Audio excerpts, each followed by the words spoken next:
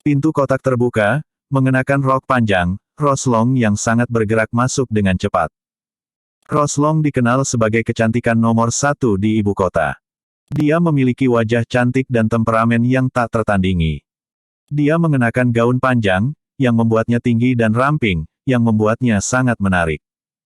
Raosi Jack Ma meliriknya, dan matanya berbinar.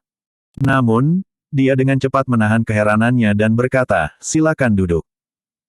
Roslong duduk di seberang Jack Ma, Mei Mu menatap wajahnya yang agak acuh tak acuh, dan berkata, kapan kamu datang ke ibu kota?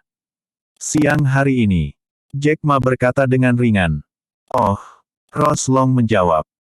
Melihat bahwa wajah Jack Ma masih acuh tak acuh, dia merasa sedikit tidak nyaman, tetapi dia masih tersenyum dan berkata, saya sangat senang Anda dapat menghubungi saya. Saya pikir Anda akan mengabaikan saya selamanya. Jack Ma menatapnya, wajahnya masih tenang dan acuh tak acuh, dan berkata, kamu seharusnya tidak memperlakukan King Zhu seperti ini. Ketika Roslong mendengar kata-kata itu, tubuhnya yang halus sedikit bergetar, dan wajahnya yang semula tersenyum segera menjadi dingin. Ada rasa lucu di sudut mulutnya, saya ingin bertanya, mengapa saya memperlakukan King Zhu Liu?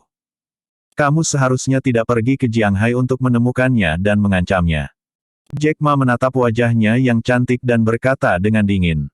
Mendengar kata-kata Jack Ma, hati Roslong seperti tertusuk jarum.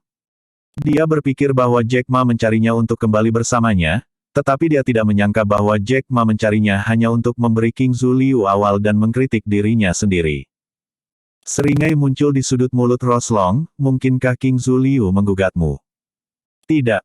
Jack Ma menggelengkan kepalanya dan berkata, orang lain memberitahuku. Roslong tersenyum, dan tawanya menjadi semakin sarkastik, dan dia berkata, apakah Anda di sini untuk meminta saya bersalah? Tidak. Jack Ma menggelengkan kepalanya, menatap wajah Roslong dengan mata terbakar dan berkata, aku hanya ingin memberitahumu bahwa dia adalah wanitaku, tolong jangan ganggu dia. Mendengar kata-kata Jack Ma, tubuh halus Roslong membeku di sana. Matanya langsung berubah menjadi merah. Ketika Jack Ma memberitahunya bahwa King Zhu Liu adalah istrinya dan menyuruhnya untuk tidak menggertaknya dengan sikap seperti itu membuat hati Roslong sangat sakit. Dia pikir dia dan Jack Ma juga teman yang sangat baik, tapi dia tidak menyangka bahwa Jack Ma akan memperlakukan dirinya seperti ini untuk wanita itu. Rasa sakit dan kemarahan yang menyengat muncul di hatinya. Tapi dia tidak langsung kejang. Jack Ma melanjutkan, juga, saya sudah tahu keluhan antara King Zhu dan keluarga panjang. Anda harus membayar harga untuk apa yang Anda lakukan.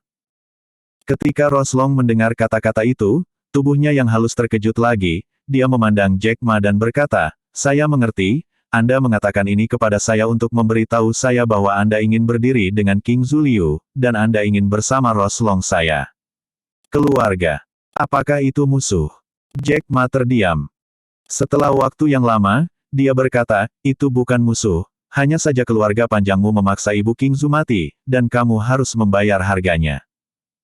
Mendengar ini, Roslong tiba-tiba tertawa, dia menggertakkan giginya dan berkata dengan marah, mengapa kamu mengatakan bahwa keluarga panjangku memaksa ibunya untuk mati? Jack Ma berkata, King Zhu memberitahu saya bahwa 10 tahun yang lalu, ibunya sakit parah, dan ibumu lah yang pergi ke ibunya, memarahi ibunya, dan kemudian ibunya meninggal. Bukankah ini keluarga panjangmu, atau ibumu, yang memaksa kematian ibunya? Mendengar ini, Roslong mencibir, ibunya adalah seorang junior. Apa yang salah dengan ibuku yang memarahinya? Adapun apakah ibuku memaksa ibunya mati, itu hanya sisi ceritanya. Kelopak mata Jack Ma melonjak, tapi dia tidak mengatakan apa-apa. Roslong mencibir, memandang Jack Ma dan berkata, Jack Ma, aku tahu bahwa kamu menyukai King Zhu Liu dan dia. Kamu akan mempercayainya tanpa syarat, tetapi apakah kamu pernah berpikir bahwa apa yang dia katakan pastilah situasi yang sebenarnya? Ibu wanita termiskin. Jack Ma tercengang saat mendengar kata-kata itu. Jack Ma, hanya karena kamu mencintai King Zhu Liu, kamu tidak dapat mempercayai dan melindunginya tanpa syarat. Wanita ini, King Zhu Liu, jauh lebih rumit dari yang kamu pikirkan. Dan ibunya bukanlah wanita yang baik. Ledakan. Mendengar kata-kata Roslong, wajah Jack Ma tenggelam, dia membanting meja dan berteriak, "Roslong, tutup mulut." Roslong menutup mulutnya dan berkata, "Oke, aku akan diam." Jack Ma, kamu tidak mengenal wanita, kamu masih terlalu sederhana. Ibu Zhang Wuji benar, semakin cantik seorang wanita, semakin licik dia. Saya pikir saya adalah teman baik Anda, jadi saya mengingatkan Anda. Inilah yang saya katakan, selamat tinggal. Setelah Roslong mengatakan ini, dia berdiri dengan bangga dan berjalan lurus keluar. Namun, ketika dia sampai di pintu kotak, dia tiba-tiba berhenti, berbalik untuk menatapnya dan berkata, "Jack Ma, aku tidak ingin menjadi musuhmu." Bagaimanapun, Roslong pergi. Melihat bagian belakang Roslong pergi, Jack Ma duduk di sana dengan linglung. Baru saja, kata-kata Roslong tidak diragukan lagi berdampak besar padanya.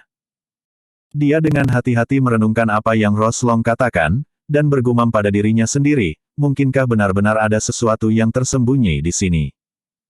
Setelah Jack Ma mendengarkan pernyataan King Zuliu, dia selalu berpikir bahwa ibu King Zuliu dibunuh oleh keluarga Long, terus terang, dia dipaksa mati oleh ibu Roslong. Dan kepala keluarga Long, yaitu ayah Roslong, mengabaikan ibu dan anak perempuan mereka, dan merupakan penghancur hati standar. Sekarang, setelah mendengarkan kata-kata Roslong, gelombang riak muncul di hatinya, mungkinkah ada makna tersembunyi di dalamnya. Roslong meninggalkan kedai teh dan mencapai pintu, wajahnya yang dingin sangat dingin. Hatinya sakit, tidak bahagia, dan marah.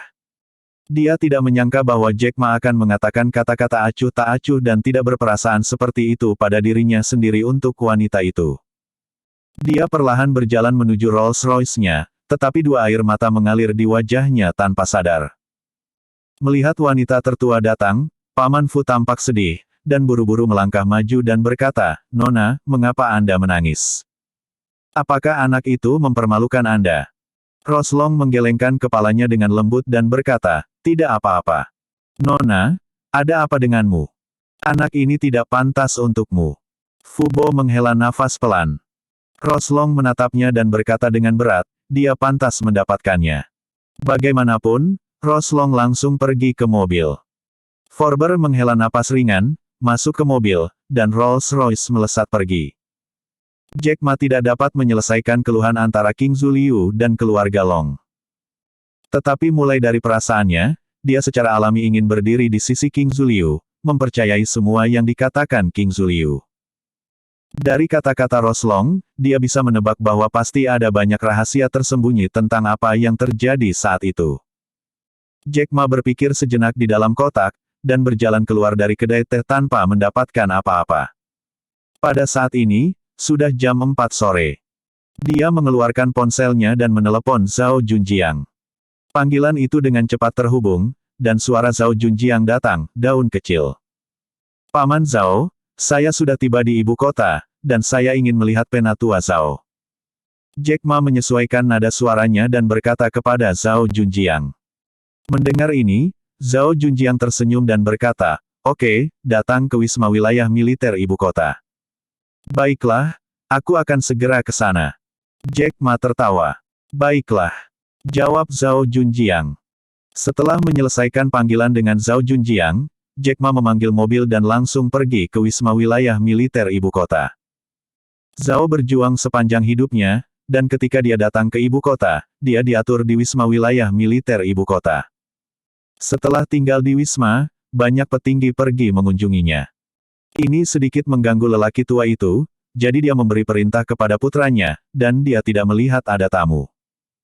Pada saat ini, di tepi danau kecil di Wisma Wilayah Militer Ibu Kota, Zhao sedang berbaring di kursi malas, mendengarkan opera Peking favoritnya. Dia telah berada di ibu kota selama 2 hari, dan dia telah menekan orang-orang besar di militer untuk melepaskan Xiao Yuntian. Orang-orang besar harus mendiskusikan masalah ini dengan cermat. Tujuan utama masuknya Zhao ke Beijing kali ini adalah untuk memperjuangkan pembebasan Xiao Yuntian. Ini juga terakhir kalinya dia bermain panas dalam hidupnya. Xiao Sun tidak membawa kabar baik untuknya, yang membuat Zhao Lao sedikit cemas. Hanya saja dia tidak menelepon untuk bertanya, tetapi mendengarkan opera Peking di tepi danau kecil. Pada saat ini, Zhao Junjiang datang dan berkata sambil tersenyum, "Ayah, Xiao Ma akan datang menemuimu nanti." Tuan Zhao mematikan radio, memandangnya, dan tersenyum, "Oke, biarkan anak itu datang, saya hanya ingin mengobrol dengannya." Zhao Junjiang berkata, "Saya telah membiarkan dia datang." Zhao Lao mengangguk lagi dan berkata sambil tersenyum, "Oke, oke." Ngomong-ngomong, kali ini Xiao Ma datang, apakah Xiao Fu ikut dengannya? Aku tidak menanyakan itu, seharusnya tidak. Jalan Zhao Junjiang. Hei, Xiao Ma adalah anak yang baik, aku sangat berharap Filin Su bisa bersamanya. Tetua Zhao berkata dengan emosi.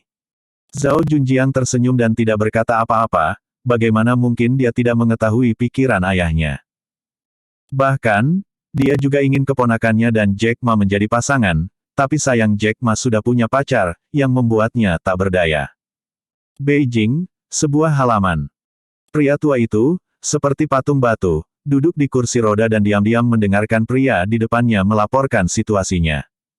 Orang tua ini bermarga Hong. Dia adalah Hong tua, wakil direktur Biro Keamanan, yang pernah dikatakan Zhao Lao kepada Jack Ma. Bertahun-tahun yang lalu, Lao Hong adalah wakil direktur Biro Keamanan. Pada saat itu, dia baru berusia 37 tahun, dan dia dianggap sebagai bos termuda di militer.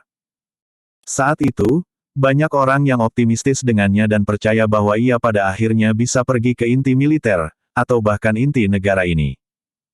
Namun, kemudian, ketika kakinya dipatahkan oleh Xiao Yuntian, dia menjadi cacat, dan masa depannya tiba-tiba berakhir. Jadi, dia benci. Dia membenci Xiao Yuntian. Pada saat ini, seluruh tubuhnya kaku, wajahnya acuh tak acuh seperti patung batu, duduk di kursi roda, mendengarkan pria di depannya melaporkan situasinya. Pria itu berkata, "Orang tua, Tuan Zhao pergi ke Beijing dan bertemu dengan banyak petinggi, menuntut pembebasan Xiao Yuntian." Mendengar ini, wajah seperti zombie Lao Hong tiba-tiba tenggelam. Orang tua itu, dia baik-baik saja di Jinling, mengapa dia ingin pergi ke Beijing untuk terlibat dalam masalah ini? Lao Hong berkata dengan marah. Menurut pertanyaan saya, Jack Ma menyembuhkan penyakitnya. Dia seharusnya dipercaya oleh Jack Ma untuk datang ke ibu kota dan meminta Xiao Yuntian dibebaskan. Man Hui melaporkan. Wajah Lao Hong dipenuhi dengan kebencian dan dia berkata, "Apa yang dikatakan personel militer itu?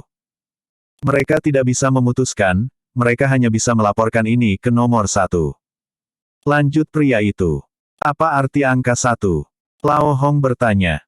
Pria itu berkata, "Dikatakan bahwa Kepala Sun secara pribadi pergi menemui nomor 1 dan mengobrol dengan nomor 1 selama 10 menit. Informasi spesifiknya tidak jelas." Setelah mendengarkan laporan pria itu, Lao Hong merenung sebentar, dan ada sedikit rasa dingin di matanya, dan berkata, "Pergi dan undang tuan keluarga Xiao, aku ingin mengobrol dengannya." "Iya." Pria itu menjawab dan turun.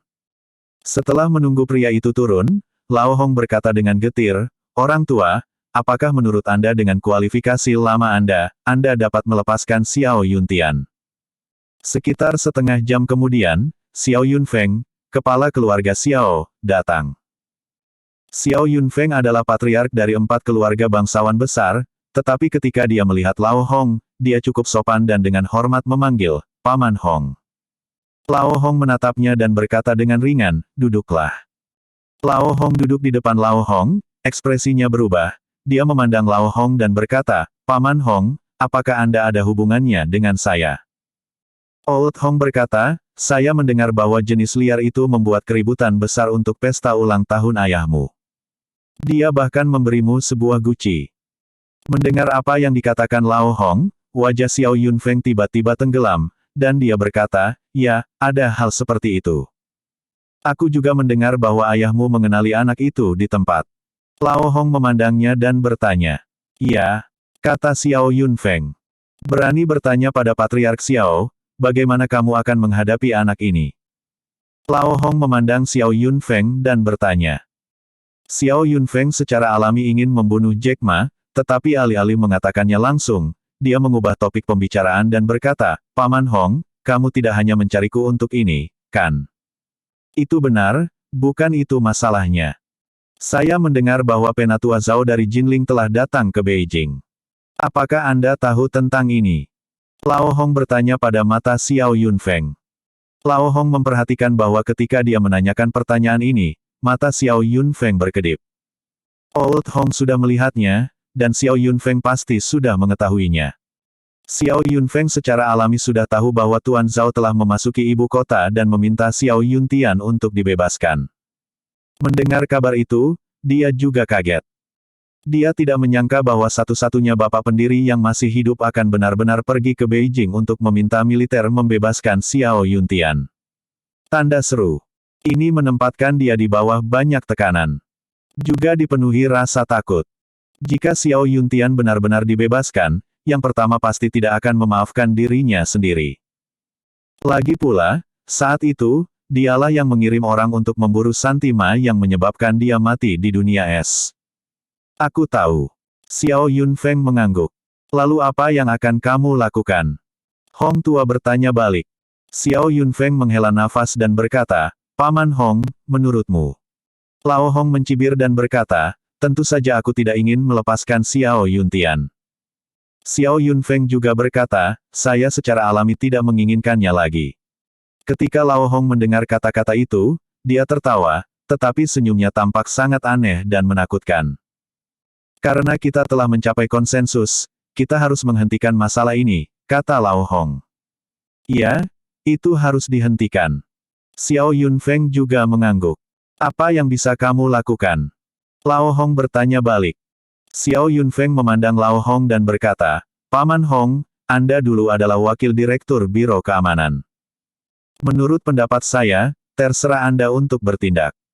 Lao Hong memandang Xiao Yunfeng dengan tatapan main-main, dan senyum yang dalam tiba-tiba muncul di sudut mulutnya, kamu anak yang cerdas.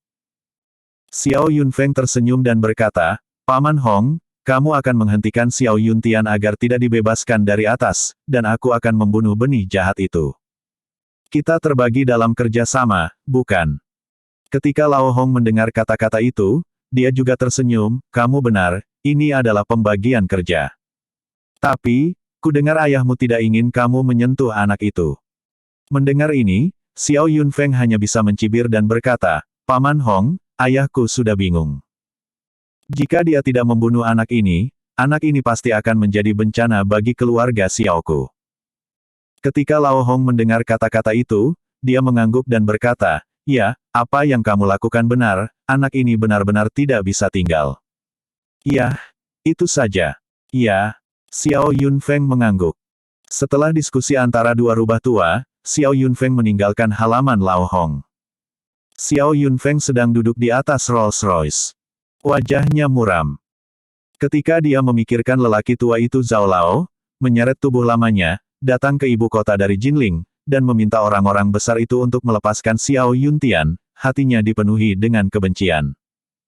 Setelah Lao Hong dan Xiao Yunfeng selesai berbicara, dia membiarkan bawahannya mendorongnya ke ruang belajar yang gelap. Ketika dia sampai di ruang kerja, dia membuat panggilan dengan mesin merah.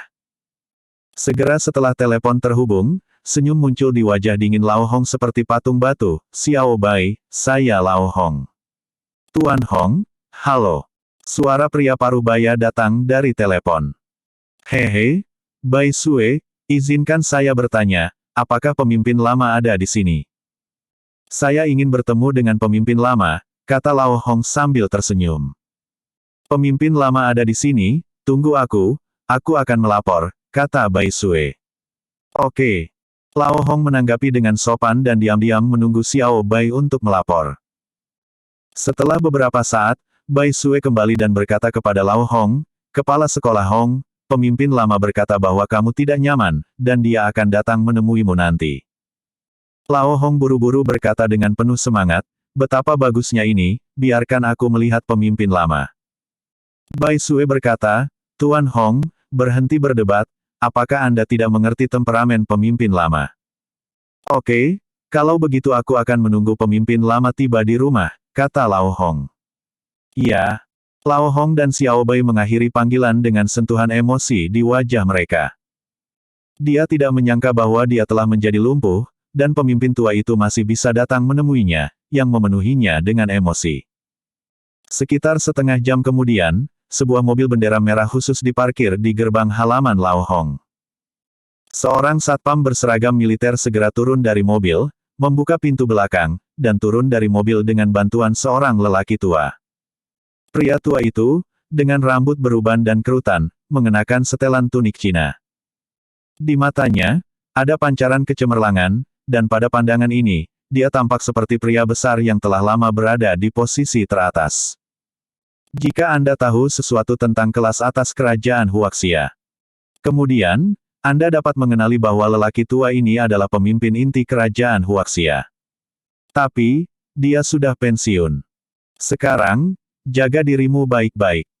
Adapun Lao Hong, dapat dikatakan bahwa dia adalah bawahan yang sangat dia hargai.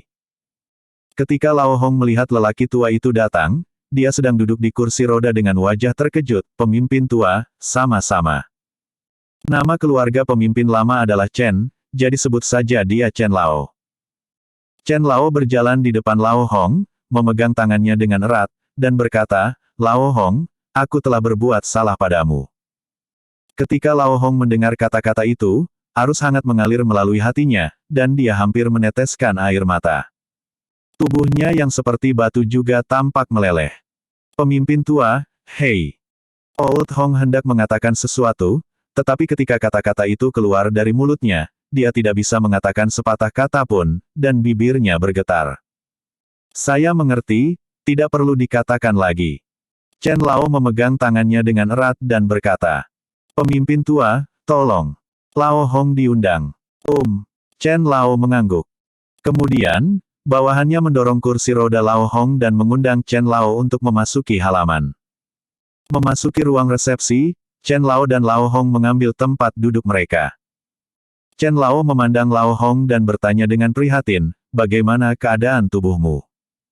"Terima kasih pemimpin lama karena mengingatnya, tidak apa-apa," kata Lao Hong. Chen Lao mengangguk dan berkata, "Kamu harus merawat tubuhmu dengan baik." "Penatua Chen, aku." Lao Hong tampak ragu-ragu untuk berbicara. Chen Lao menatapnya dan berkata dengan lembut, "Lao Hong, kamu bisa mengatakan apa yang kamu inginkan." Pemimpin tua itu, saya akan mengatakannya dengan jujur. Saya mendengar bahwa Tuan Zhao dari Jinling pergi ke Beijing dan sangat mendesak militer untuk membebaskan Xiao Yuntian. Apakah itu benar?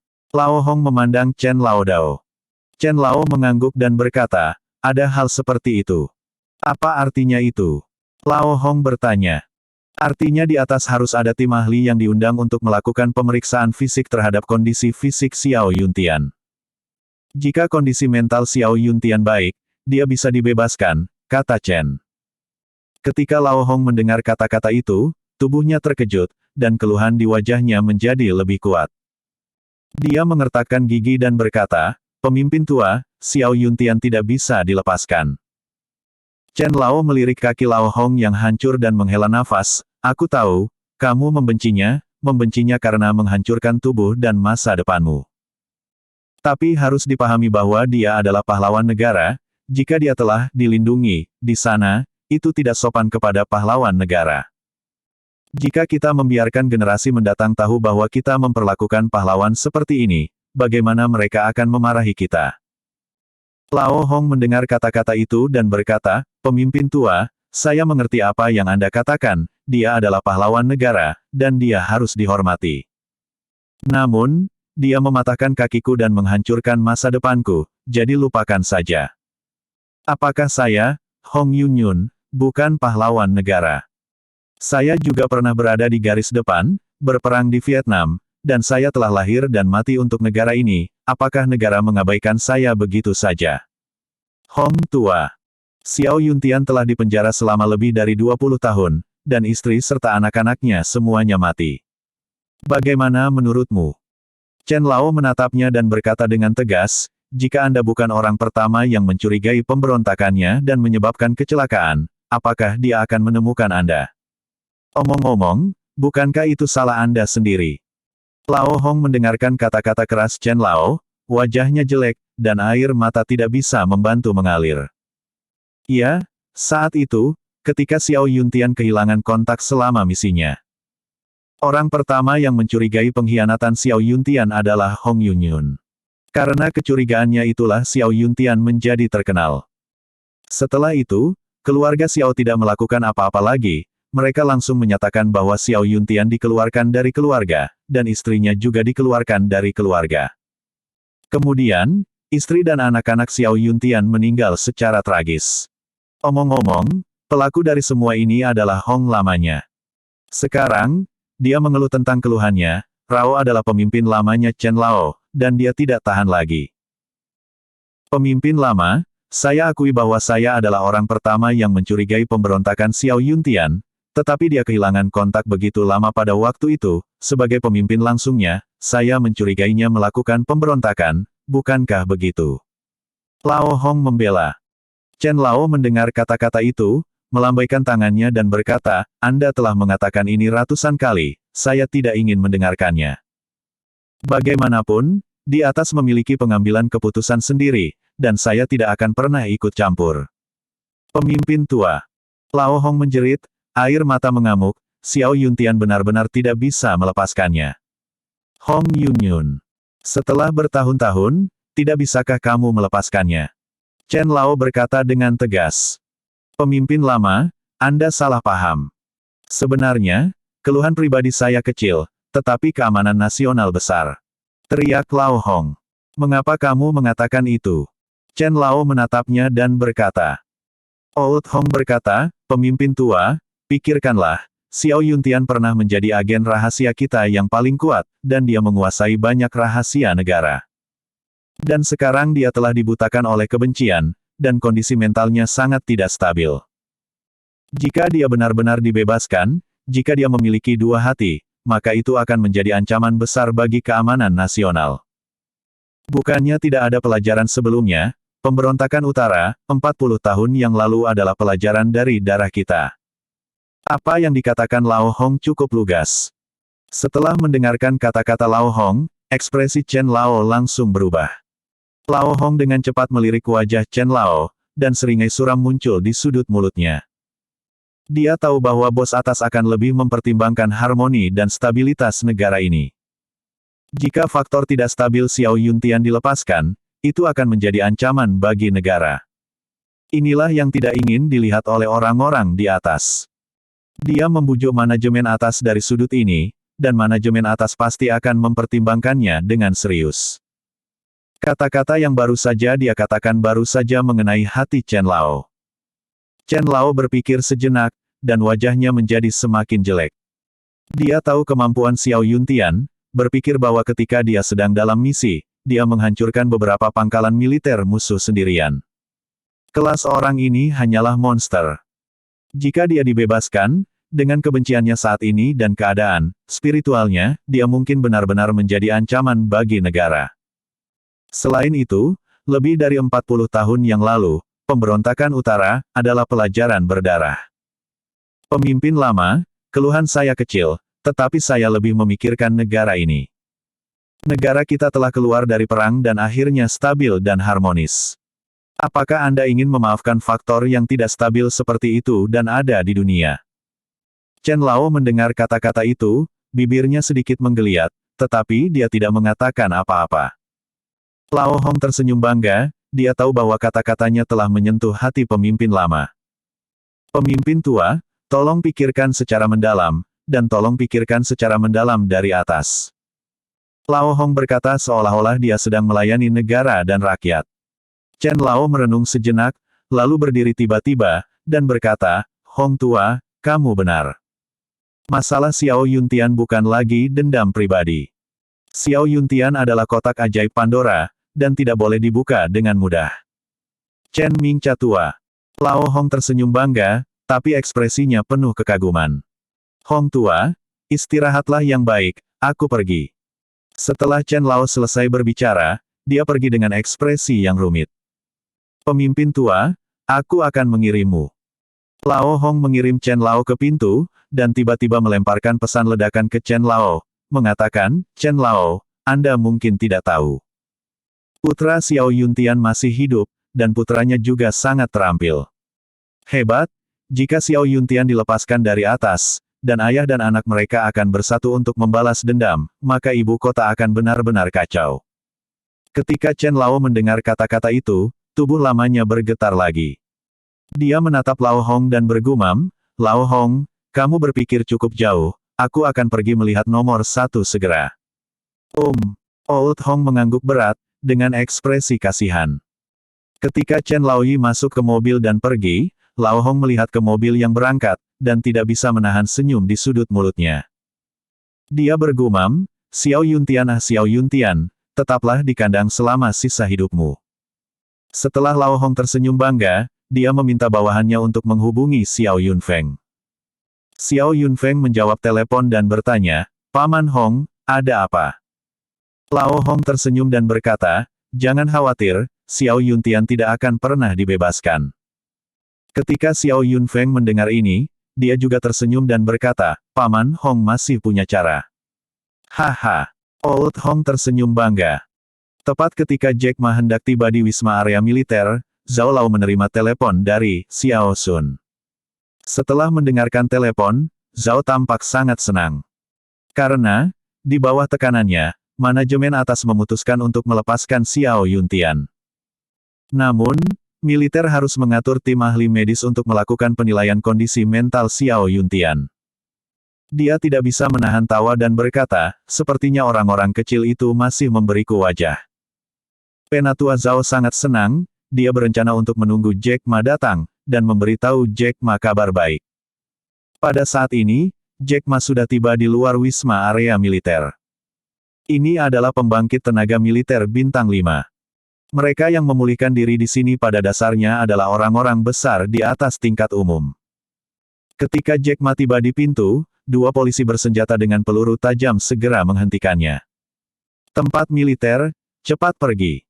Kedua polisi bersenjata itu berteriak kepada Jack Ma. Jack Ma juga tahu bahwa tidak mungkin baginya untuk masuk ke sini dengan identitasnya sendiri. Jack Ma bergegas pergi dari sini, mengeluarkan ponselnya dan menelepon Zhao Junjiang. Segera, panggilan itu terhubung, dan suara Zhao Junjiang datang, "Xiao Ma, dari mana saja kamu?" "Paman Zhao, aku di luar wisma." "Baiklah, aku akan menjemputmu." "Oke."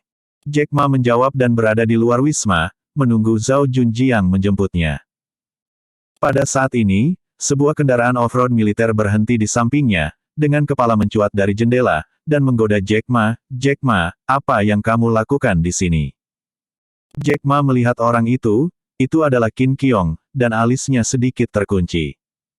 Jack Ma memiliki kesan yang sangat buruk tentang Qin Qiong. Saat ini, melihat orang ini, dia secara alami tidak tertarik untuk berbicara dengan orang ini. Dia mengabaikan Qin Qiong. Melihat bahwa Jack Ma mengabaikannya, Qin Qiong berkata dengan seringai di sudut mulutnya, "Tuan Muda Xiao, Anda benar-benar arogan." "Xiao Shao." Mendengar Qin Qiong memanggil dirinya sendiri seperti itu, membuat hati Jack Ma terasa seperti ditusuk jarum. Dia tahu bahwa orang ini sengaja mempermalukan dirinya sendiri. Jack Ma menatap Qin Qiong dengan mata dingin. Qin Qiong tersenyum sedikit, "Oh, aku lupa, kamu adalah putra terlantar dari keluarga Xiao, bukan anggota keluarga Xiao, kamu tidak boleh dipanggil Shao Shao." Mata Jack Ma menjadi lebih dingin. Qin Qiong tidak peduli dengan tatapan dingin Jack Ma, tetapi tersenyum sedikit, lalu mengemudikan mobil dan langsung masuk ke wisma. Kedua polisi bersenjata di depan wisma itu langsung memberi hormat kepada kendaraan militer tersebut. Jack Ma menjadi tenang untuk waktu yang lama, tetapi baru kemudian dia menjadi tenang. Pada saat ini, Zhao Junjiang keluar dari wisma, melihat Jack Ma, dan berkata sambil tersenyum, "Ye kecil." Jack Ma tersenyum dan berkata, "Paman Zhao." Zhao Junjiang berjalan di depan Jack Ma dan berkata, "Kamu tidak perlu datang ke ibu kota." "Maaf, Penatua Zhao mengkhawatirkanku, mengapa aku tidak bisa datang dan menemuinya?" Jack Ma berkata sambil tersenyum. "Kamu punya hati, datang dan ikuti aku ke wisma." Zhao Junjiang tertawa. Jack Ma menanggapi dan berjalan ke wisma bersama Zhao Junjiang. Zhao Junjiang berkata, "Ma kecil, saya sangat senang melihat lelaki tua itu menjawab panggilan telepon. Saya ingin melepaskan ayahmu. Tuan Xiao, saya harus memperhatikannya." Jack Ma juga tersenyum dan berkata, itu bagus. Begitu Jack Ma memikirkan ayahnya, ada harapan bahwa dia akan dibebaskan, dan dia sangat bahagia. Zhao Junjiang membawa Jack Ma ke Wisma, tetapi polisi bersenjata di pintu tidak menghentikannya. Asramanya sangat besar dan lingkungannya sangat bagus. Zhao Junjiang membawa Jack Ma dan berjalan melalui beberapa beranda sebelum mencapai danau kecil tempat dia melihat Penatua Zhao. Zhao Lao melihat Jack Ma, dengan senyum di wajah tuanya, dan berkata, Ye kecil, datang dan duduk. Penatua Zhao, ini sangat sulit bagimu, aku akan memeriksa tubuhmu untukmu. Jack Ma tersenyum. Baiklah. Inspeksi leaflet lebih akurat daripada mesin, ayolah. Zhao Lao tertawa. Kemudian, Jack Ma memeriksa tubuh Zhao tua. Jack Ma memeriksa Mer. Dilihat oleh Jack Ma, Zhao Lao hidup sampai 100 tahun tanpa masalah. Elder Zhao, kondisi fisik Anda sangat baik. Anda dapat hidup 100 tahun tanpa masalah, kata Jack Ma sambil tersenyum. Mendengar kata-kata itu, Tuan Zhao tersenyum dan berkata, pada usia saya, jika saya bisa hidup lebih lama, saya akan mendapatkan 1 hari. Tidak masalah apakah itu 100 atau 100. Jack Ma mendengarkan, juga tersenyum. Zhao Lao memberi isyarat kepada Jack Ma untuk duduk dan berkata, Ye kecil, saya ingin memberitahu Anda kabar baik. Hal di atas bermaksud untuk melepaskan Yuntian, tetapi Yuntian masih perlu diperiksa. Selama pemeriksaan berlalu, itu dapat dilepaskan. Jack Ma tertawa ketika mendengar kata-kata itu, tetapi kemudian dia memikirkan sebuah pertanyaan dan berkata, Penatua Zhao, jika Anda tidak dapat lulus ujian ini, apa yang harus Anda lakukan? Zhao Lao melambaikan tangannya dan tersenyum, periksa level ini, Anda dapat yakin bahwa Anda akan dapat lulus. Selama janji di atas untuk melepaskan orang itu, semuanya mudah dikatakan. Dengan kata-kata Penatua Zhao, Jack Ma merasa lega. Penatua Zhao, terima kasih banyak. Jack Ma berkata dengan penuh terima kasih. Sial, terima kasih. Ini yang harus aku lakukan. Yuntian adalah pahlawan nasional, dan dia telah dijaga selama bertahun-tahun, jadi itu harus dilepaskan. Sangat tidak sopan baginya jika Anda terus melakukan ini padanya. Jika generasi mendatang tahu bahwa kita memperlakukan pahlawan seperti ini, bukankah mereka akan memarahi kita sampai mati? Zhao Lao berkata dengan serius. Jack Ma mengangguk ketika dia mendengar kata-kata itu. Xiao Ma, ketika Yuntian dibebaskan, ayah dan anakmu akan saling mengenali secara langsung. Saya pikir dia akan sangat senang mengetahui bahwa putranya masih hidup. Zhao Lao tersenyum. Jack Ma mendengar kata-kata itu, dan hatinya juga menjadi bersemangat. Dia mengira dia adalah seorang yatim piatu. Sekarang, sebenarnya ada seorang ayah yang hidup di dunia, dan dia juga seorang pahlawan nasional, dia sangat bahagia dan bahagia. Dia memikirkannya, dan ketika ayahnya dibebaskan, dia akan mengenali ayahnya. Memikirkan hari itu akan datang, jantungnya berdegup kencang. Zhao Lao dalam suasana hati yang baik, dan kemudian berkata, Xiao Ma, saya akan mengawasi masalah ini, Anda dapat yakin. Terima kasih. Jack Ma berkata dengan penuh terima kasih. Zhao Lao menoleh dan berkata kepada Zhao Junjiang, kamu pergi dan minta Wisma menyiapkan makanan dan minuman, dan aku ingin minum 2 cangkir dengan Xiao Ma. Oke, ayah. Zhao Junji menjawab dan pergi. Segera. Asrama menyiapkan beberapa hidangan, dan Tuan Zhao dan Jack Ma duduk di meja makan dan membuat 2 cangkir. Tetapi ketika Tuan Zhao hendak minum cangkir pertama dengan Jack Ma, Zhao Junjiang tiba-tiba masuk dan berkata, Ayah, Kepala Sun ingin bertemu denganmu. Hah? Apa yang dilakukan Xiao Sun di sini? Biarkan dia masuk dan minum 2 cangkir bersama-sama. Zhao Lao tersenyum. Baik. Zhao Junjiang pergi untuk memanggil Kepala Sun. Setelah beberapa saat, Kepala Sun masuk. Jack Ma tahu bahwa pengunjung itu pasti bukan manusia biasa. Ketika Kepala Sun masuk, dia berdiri. Kepala Sun melihat Jack Ma sekilas. Melihat Jack Ma, jantung Kepala Sun berdegup kencang. Dia tidak menyangka bahwa pemuda ini akan bisa menemani Zhao Lao untuk minum. Orang bisa membayangkan status pemuda ini di hati Zhao tua. Kepala Sun tidak mengenal Jack Ma. Zhao Lao memandang kepala Sun dan berkata, Xiao Sun, datang dan duduk. Kepala Sun buru-buru berkata dengan sopan, Paman Zhao, saya tidak akan duduk lagi. Saya punya sesuatu untuk dilaporkan kepada Anda. Ada apa? Katakan padaku. Zhao Lao berkata dengan ringan. Kepala Sun melirik Jack Ma dan Zhao Junjiang, dan Zhao Lao berkata kepada mereka, Xiao Ma, kamu dan Junjiang menghindarinya dulu. Oke. Jack Ma dan Zhao Junjiang turun. Begitu keduanya pergi, Kepala Sun berkata dengan lugas, Paman Zhao, segalanya telah berubah. Wajah Zhao Lao sedikit berubah, dan dia dengan cepat bertanya, apa yang terjadi? Instruksinya baru saja datang dari atas, dan kami memutuskan untuk tidak membiarkan Xiao Yuntian pergi, kata Kepala Sun. Kata-kata Kepala Sun menghantam kepala penatua Zhao seperti guntur. Rao adalah karir militernya, dan pada saat ini, wajahnya juga terkejut dan bingung, dan dia bertanya, apa yang terjadi? Dia baru saja memberitahu Jack Ma bahwa dia bisa membiarkan Xiao Yuntian pergi, tetapi dalam sekejap mata, sesuatu berubah, yang mengejutkannya. Paman Zhao, sejauh yang saya tahu, belum lama ini, Chen Lao pergi mencari nomor 1, kata Kepala Sun.